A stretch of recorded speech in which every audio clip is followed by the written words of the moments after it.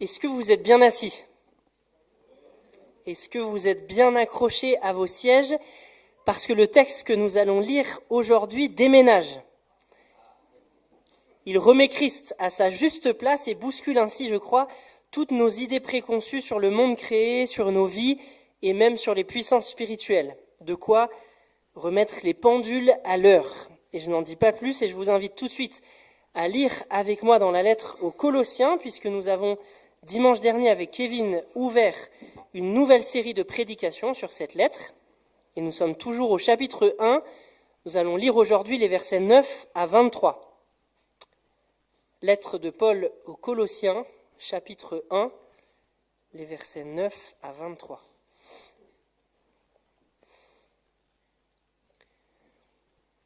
Aussi, depuis le jour où nous avons entendu parler de vous, nous aussi, nous ne cessons de prier Dieu pour vous.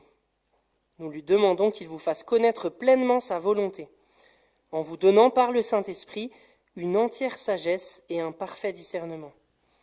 Ainsi, vous pourrez avoir une conduite digne du Seigneur et qui lui plaise à tous égards. Car vous porterez comme fruit toutes sortes d'œuvres bonnes et vous ferez des progrès dans la connaissance de Dieu. Dieu vous fortifiera pleinement à la mesure de sa puissance glorieuse pour que vous puissiez tout supporter et persévérer jusqu'au bout, et cela avec joie. Vous exprimerez votre reconnaissance au Père qui vous a rendu capable d'avoir part à l'héritage qu'il réserve dans la lumière aux membres de son peuple saint. Car il nous a arrachés au pouvoir des ténèbres et nous a fait passer dans le royaume de son Fils bien-aimé. Étant unis à lui, nous sommes délivrés, car nous avons reçu le pardon des péchés. Ce Fils, il est l'image du Dieu que nul ne voit. Il est le premier-né de toute création, car c'est en lui qu'ont été créées toutes choses, dans les cieux comme sur la terre, les visibles, les invisibles, les trônes et les seigneuries, les autorités, les puissances. C'est par lui et pour lui que Dieu a tout créé. Il est lui-même bien avant toute chose, et tout subsiste en lui. Il est lui-même la tête de son corps qui est l'Église. Ce Fils est le commencement, le premier-né de tous ceux qui sont morts, afin qu'en toute chose, il ait le premier rang. Car c'est en lui que Dieu a désiré que toute plénitude ait sa demeure. Et c'est par lui qu'il a voulu réconcilier avec lui-même l'univers tout entier, ce qui est sur la terre et ce qui est au ciel, en instaurant la paix par le sang que son Fils a versé sur la croix. Or vous, autrefois, vous étiez exclus de la présence de Dieu. Vous étiez ses ennemis à cause de vos pensées qui vous amenaient à faire des œuvres mauvaises. Mais maintenant, Dieu vous a réconciliés avec lui par le sacrifice de son Fils qui a livré à la mort son corps humain pour vous faire paraître saints, irréprochables et sans faute devant lui. Mais il vous faut bien sûr demeurer dans la foi, fermement établis sur ce fondement, sans vous laisser écarter de l'espérance qu'annonce l'Évangile. Cet évangile, vous l'avez entendu, il a été proclamé parmi toutes les créatures sous le ciel, et moi, Paul, j'en suis devenu le serviteur. Amen. Je vous invite à la prière. Seigneur, merci pour ta parole qui est d'une grande richesse, pour ta parole que nous reconnaissons comme la vérité. Et nous t'en prions, transforme-nous ce matin par ta vérité. Amen. Comme dans l'immense majorité de ces lettres, Paul les ouvre après les salutations et l'identification de ses destinataires par une prière pour ceux à qui il s'adresse. Et ici, pour les chrétiens de Colosse, auxquels il écrit, il prie pour que Dieu fasse pleinement connaître sa volonté à ses croyants. Et c'est déjà très intéressant, je trouve, parce que Kevin nous en avait parlé dimanche dernier. Les chrétiens de Colosse étaient tentés par des hérésies, par des fausses doctrines qui circulaient dans leur église et qui avaient un caractère élitiste. C'est-à-dire qu'ils présentaient les connaissances chrétiennes, les fausses connaissances chrétiennes, comme étant des mystères auxquels il fallait accéder par initiation, et on montait des paliers, et donc les plus hauts paliers étaient réservés à l'élite, à ceux qui avaient été initiés à tous ces mystères. Et Paul, dans sa lettre aux Colossiens, combat cette hérésie. Et une réponse possible au caractère élitiste de ces hérésies ça aurait été l'anti-intellectualisme, ça aurait été de dire non, l'évangile est simpliste et de tomber dans la tentation du simplisme. Et malheureusement, on entend souvent ça dans nos milieux. Un refus d'utiliser l'intelligence et la réflexion pour comprendre ce que Dieu nous a révélé dans la Bible. Ça aurait été une réponse de Paul face à l'élitisme de dire non, arrêtez de réfléchir, c'est simple, prenez les choses comme elles viennent. Et on croit qu'on est plus fidèle à l'écriture, bien souvent, lorsqu'on refuse d'utiliser son intelligence. Mais c'est tout l'inverse. Lorsqu'on refuse de réfléchir à ce que Dieu nous a révélé dans sa parole, on s'éloigne du sens de ce que Dieu a révélé. Et ce n'est en tout cas pas la réponse de Paul. Au contraire, il prie pour que ses destinataires connaissent davantage la volonté de Dieu, pour qu'ils aient une entière sagesse, un parfait discernement. Paul n'a pas peur de prier pour que Dieu mobilise l'intelligence des croyants, pour qu'ils mettent leur intelligence, éclairée par le Saint-Esprit, au service de la compréhension de la volonté de Dieu, au service de la compréhension même de Dieu. Une autre réponse possible face à la tentation élitiste qui sévissait à Colosse et que Paul combat, ça serait de mettre l'accent sur la pratique plutôt que sur la doctrine. Et ça aussi, on entend souvent ça dans nos milieux, de dire mais laissons la doctrine de côté, la théorie, concentrons-nous sur l'amour du prochain, sur la pratique de la justice, c'est ça qui compte. Mais là encore, ce n'est pas ce que fait Paul. Paul ne dit pas laisser de côté ces questions théoriques et mettez juste en pratique, le reste ça importe peu. Non, Paul situe la marche chrétienne et les bonnes œuvres, donc la pratique, comme une conséquence d'une doctrine juste. Il prie pour que les Colossiens progressent dans la volonté de Dieu, connaissance, pour avoir une conduite digne du Seigneur. Paul situe la pratique chrétienne comme une conséquence d'une doctrine juste. Et quand on y réfléchit, c'est assez logique au fond. C'est lorsque nous comprenons qui est vraiment Dieu, lorsque nous comprenons qui nous sommes vraiment face à lui, lorsque nous comprenons le statut du monde qui nous entoure devant Dieu, que nous pouvons agir d'une manière qui plaise au Seigneur. Si nous ne comprenons pas qui est Dieu, qui nous sommes face à lui et quel est le statut du monde dans lequel nous vivons, nous ne pouvons pas vivre d'une manière qui plaise au Seigneur. Il nous faut comprendre comment la doctrine s'articule avec une vie juste. Je crois que nous envisageons souvent la doctrine comme un truc un peu conceptuel, perché dans les nuages, et nous ne voyons pas le lien qu'il y a avec la manière dont nous vivons. Mais en réalité, nous vivons en fonction de nos croyances. C'est nos croyances qui font que nous vivons d'une manière différente. Et donc Paul ne combat pas les hérésies élitistes qui sévissaient à Colosse en disant « laissez de côté la doctrine, mettez l'accent sur la pratique ». Non, il les invite à avoir une doctrine juste pour avoir une vie juste qui plaise au Seigneur.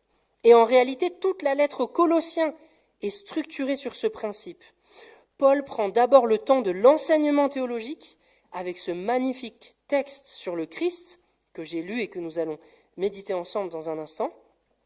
Et c'est seulement dans un deuxième temps qu'il en tire les conséquences pour la vie des croyants. À partir de la fin du chapitre 2 au chapitre 3, texte que nous reverrons dans les dimanches qui suivent, à partir de là, il tire les conséquences pour la vie des croyants de l'enseignement théologique complexe et extrêmement riche qu'il a posé au chapitre 1 que nous avons lu. Et dans sa prière pour les Colossiens, avant d'en venir à cet enseignement théologique sur le Christ, dans sa prière pour les Colossiens qu'il adresse à Dieu, Paul utilise plusieurs participes qui décrivent comment la doctrine, comment la progression dans la connaissance de Dieu produit une conduite, une vie digne du Seigneur. Il écrit notamment que par la doctrine, nous sommes fortifiés de la puissance glorieuse de Dieu pour tout supporter et persévérer jusqu'au bout. C'est intéressant, je trouve, parce que, je ne sais pas vous, mais lorsque je pense à la puissance de Dieu, j'y pense comme quelque chose qui peut me délivrer de mes souffrances, qui peut me faire sortir de l'épreuve. Et c'est parfois ce que Dieu fait. Là, on est tout à fait capable, et il le fait régulièrement, pas systématiquement, mais il le fait parfois. Mais ici, Paul écrit que la puissance de Dieu nous fortifie pour tout supporter. La puissance de Dieu qui nous fortifie pour tout supporter et pour persévérer jusqu'au bout de la course. Je crois que cette prière de Paul peut inspirer nos propres prières. prions aussi, pas seulement, mais aussi pour que la puissance de Dieu nous fortifie pour tout supporter.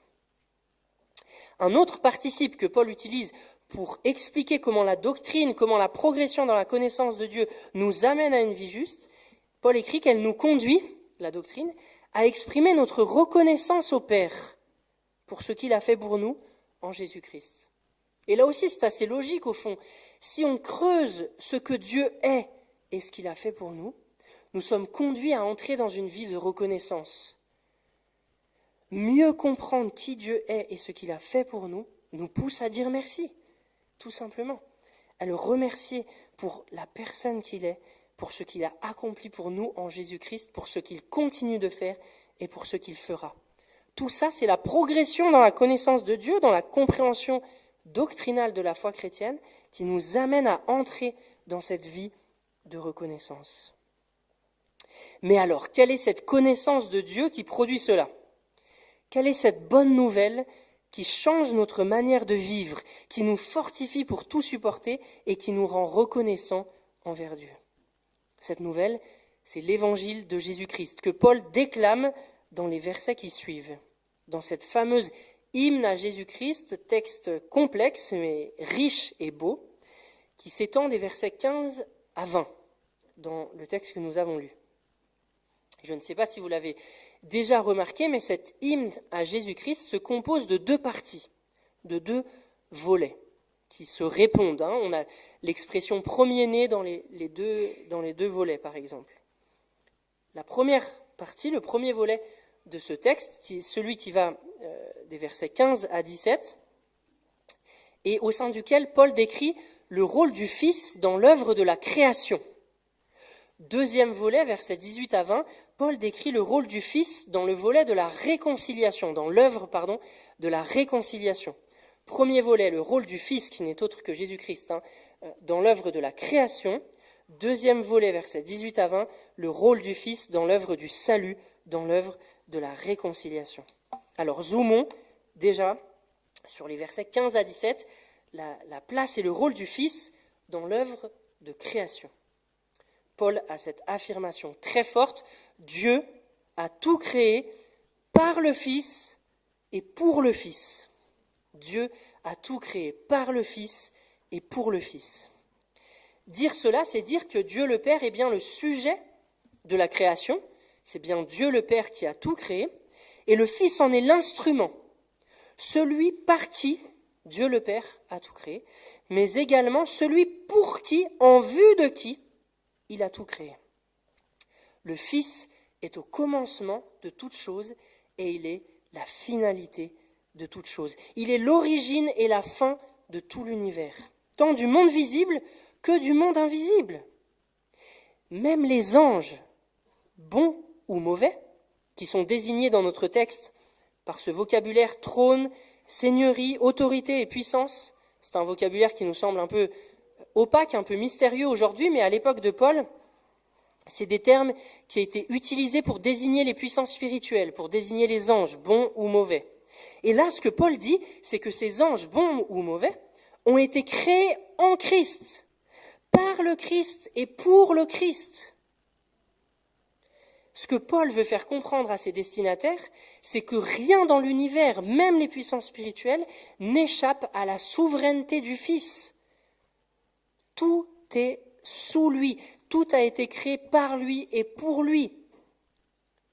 Ce que Paul veut faire comprendre à ses destinataires, c'est qu'ils n'ont pas besoin de chercher à faire commerce avec ces puissances spirituelles pour leur salut.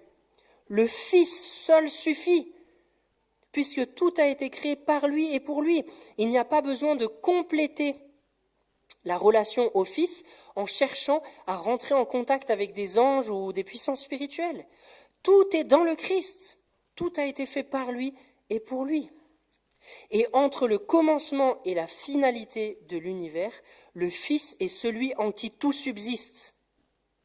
Le Fils est celui en qui tout se tient et se maintient. L'ordre de l'univers et sa cohésion interne viennent du Fils. C'est ça que Paul est en train d'écrire. Si le Fils se retirait, le monde s'effondrerait.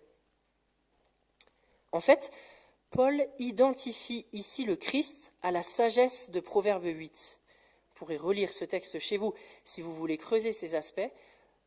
En Proverbe 8, les versets 22 à 31, il est dit, donc c'est un texte de l'Ancien Testament, que Dieu a tout créé par sa sagesse, que la sagesse était avec Dieu dès le commencement, que la sagesse a assisté Dieu dans l'œuvre de la création, même que la sagesse jouait avec le monde, faisant ses délices parmi les humains.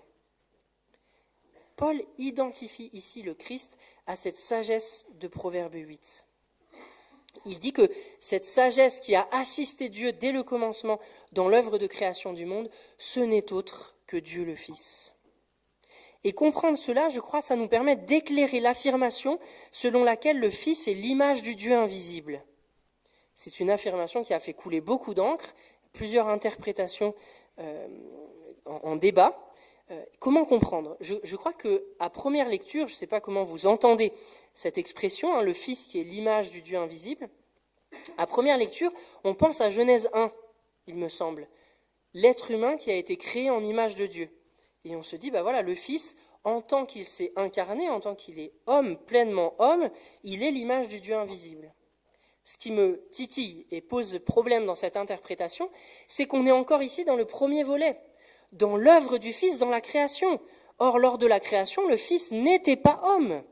Il ne s'était pas encore incarné, il ne s'était pas encore abaissé, il n'était pas encore devenu homme.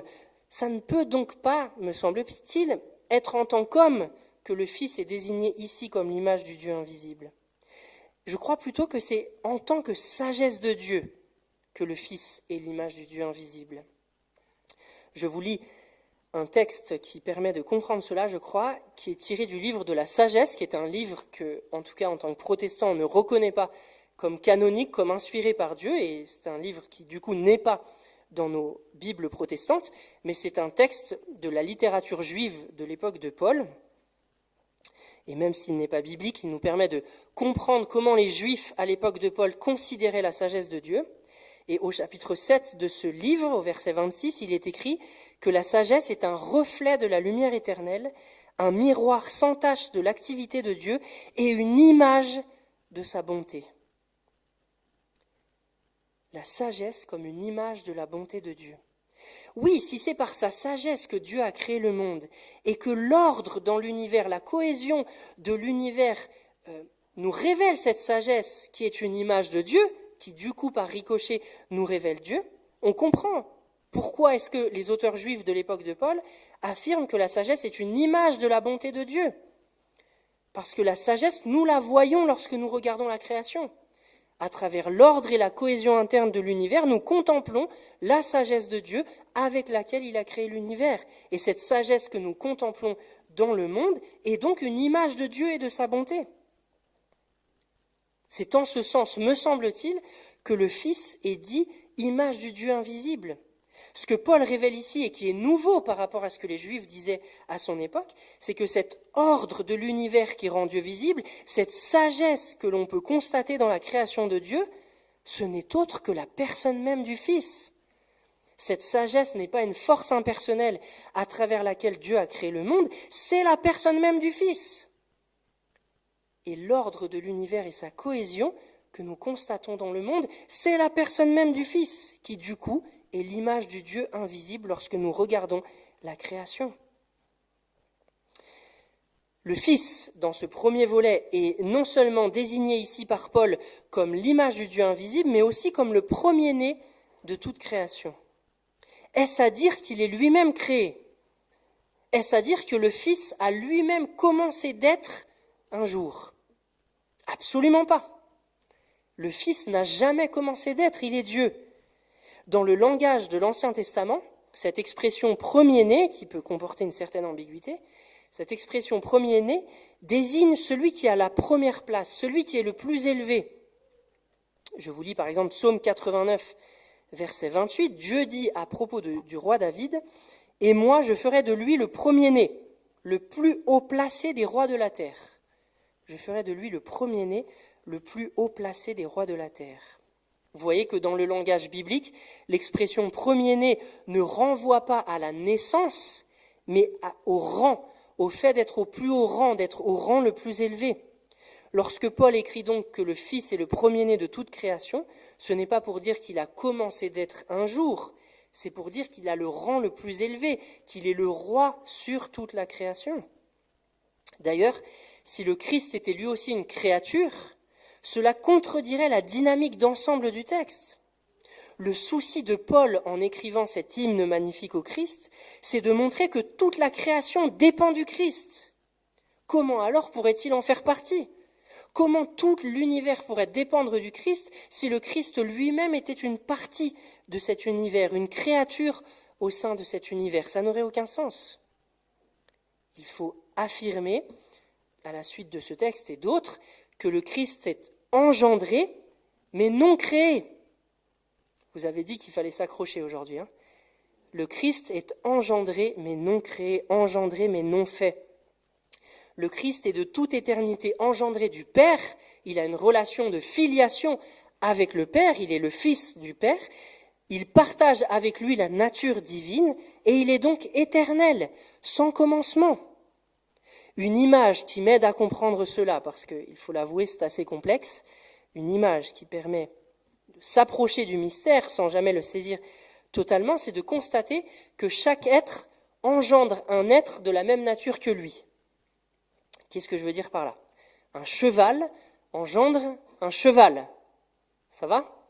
Vous êtes d'accord avec ça ?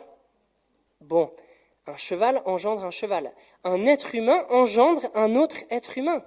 Eh bien, Dieu engendre Dieu. Or, ça fait partie de la définition même de Dieu que de ne pas avoir de commencement. Dieu est éternel dans les deux sens. Nous sommes éternels que dans un sens, que vers l'avenir. Mais nous avons commencé d'être un jour. Dieu n'a jamais commencé d'être. Donc, lorsque nous disons que le Fils est engendré, c'est de toute éternité qu'il est engendré. Nous disons davantage quelque chose de sa relation au Père, mais en aucun cas nous disons qu'il a commencé d'être un jour. Il est engendré, mais non créé, engendré, mais non fait. Il n'a pas de commencement. Ça, c'était pour le premier volet. La place du Fils dans la création. Deuxième volet, les versets 18 à 20, le rôle du Fils dans la réconciliation, dans l'œuvre de salut accomplie par Dieu à la croix.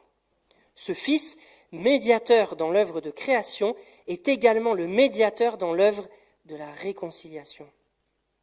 Paul nous dit qu'il est la tête de la nouvelle humanité qui est l'Église.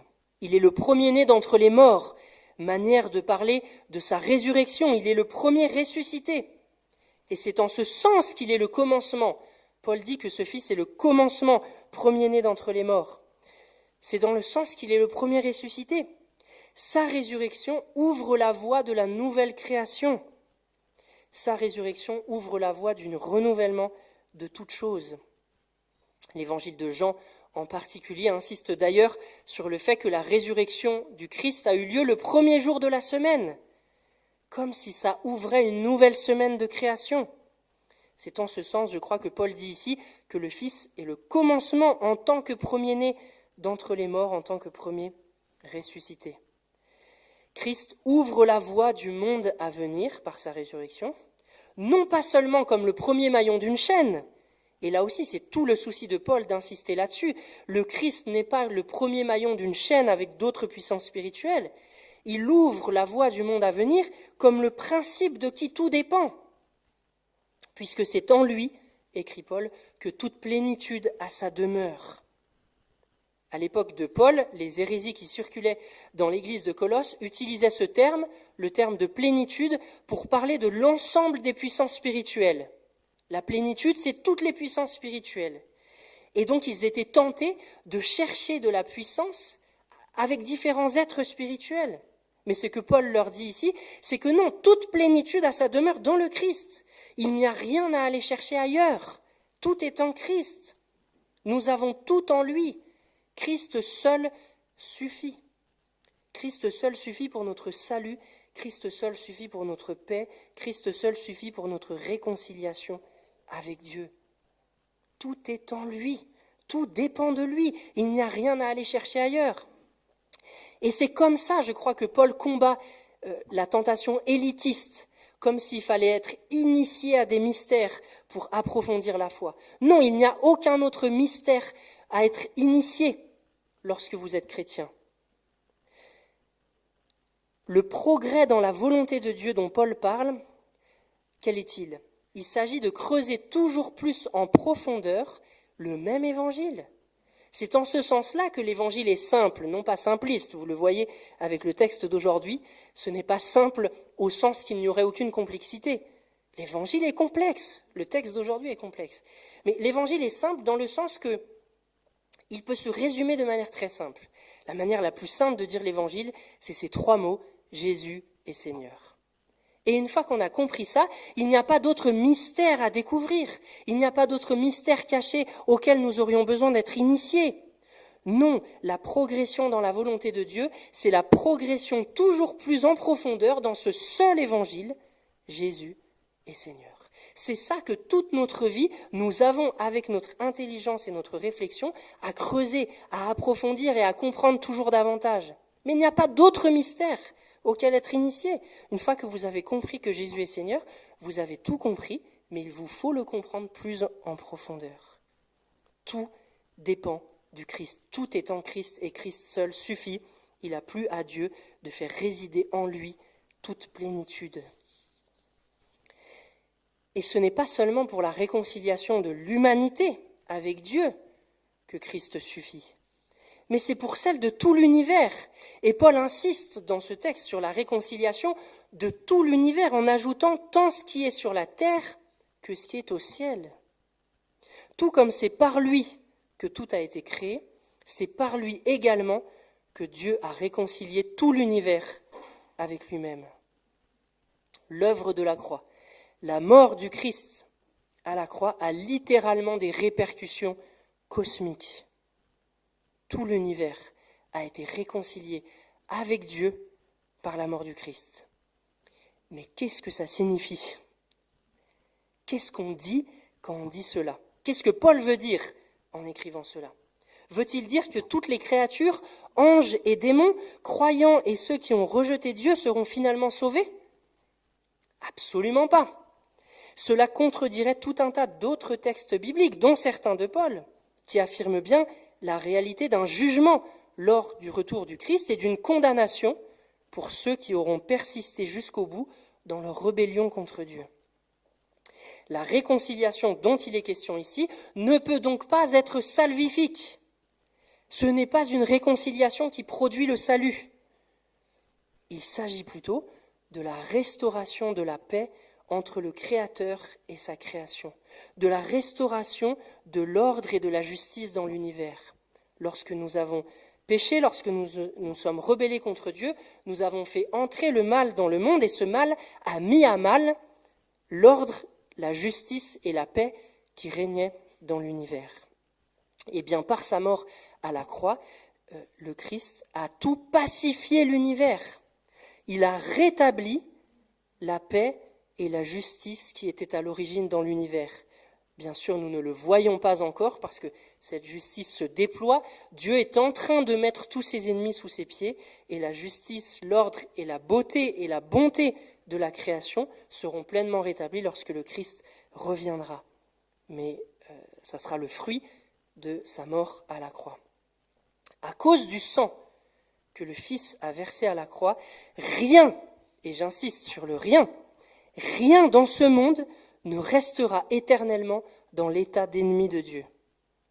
Tout sera pacifié, tout redeviendra harmonieux. Si l'on ne dit pas ça, alors on ampute la victoire du Christ à la croix. S'il reste une parcelle pour l'éternité de l'univers qui n'est pas pacifié avec Dieu, alors la victoire du Christ à la croix n'est pas totale. Cela signifierait que Dieu laisse dans son univers, dans sa création, une parcelle continuer d'être en rébellion contre lui. Mais ce n'est pas ce que Dieu va faire. Paul affirme l'inverse ici. Par la mort du Fils à la croix, tout l'univers, tant ce qui est au ciel que ce qui est sur la terre, a été réconcilié, pacifié avec Dieu. Je vais dire quelque chose de choquant, pour plusieurs, j'imagine, et qu'on n'a pas l'habitude d'entendre, mais qui me semble obligatoire de dire à la suite de ce texte. Même les démons, même Satan, même ceux qui auront persisté à se rebeller contre Dieu jusqu'à la fin, accepteront volontiers leur condamnation et ne persisteront plus dans leur rébellion, ce qui est autre chose que le salut. Ils ne seront pas sauvés, mais ils seront pacifiés. Ils ne demeureront pas dans cet état d'ennemi et de rébellion contre Dieu.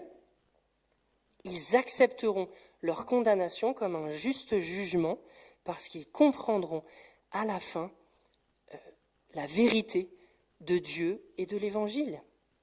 C'est, je crois, ce que Paul affirme dans ce texte en disant que par la croix, tout l'univers a été réconcilié avec Dieu.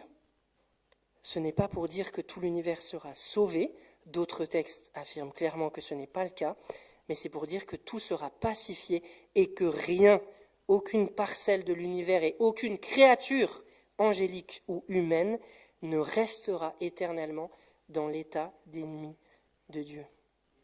Ce qui, encore une fois, j'y insiste, est autre chose que le salut.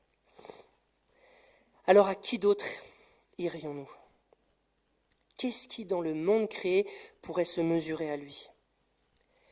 Tout a été créé par lui et pour lui, et tout subsiste en lui, que ce soit le monde visible et ce qu'il contient, ou le monde invisible et ses anges. À qui d'autre irions-nous ?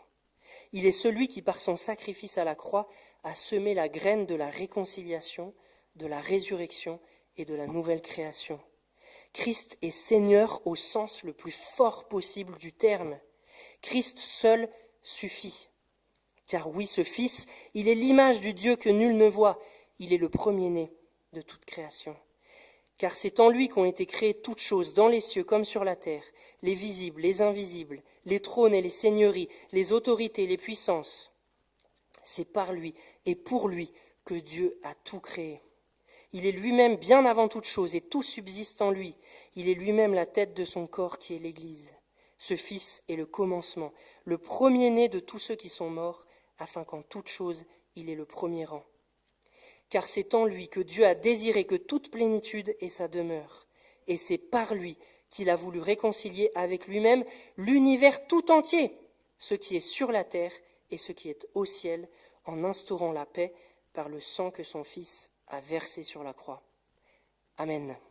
Je vous invite à un temps de silence pour recevoir toute la richesse de notre texte biblique de ce matin. Seigneur, merci. Merci pour qui tu es. Dieu le Fils, l'image du Dieu invisible dans la création. Celui par qui toute chose a été faite, celui pour qui toute chose a été faite, celui en qui tout subsiste.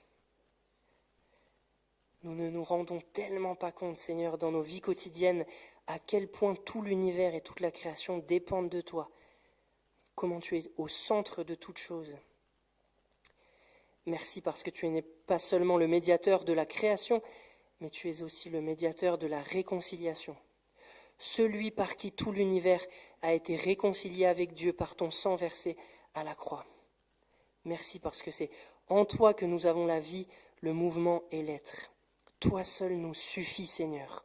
Nous voulons le confesser à nouveau ce matin et nous voulons vivre d'une manière qui soit digne de cette affirmation. Toi seul nous suffit parce que c'est en toi que toute plénitude a sa demeure. Quand nous t'avons toi, nous avons tout, Seigneur. Nous n'avons rien à aller chercher ailleurs. Donne-nous de vivre d'une manière digne de cette confession de foi. Par ton esprit qui vit en nous. En ton nom, Jésus. Amen.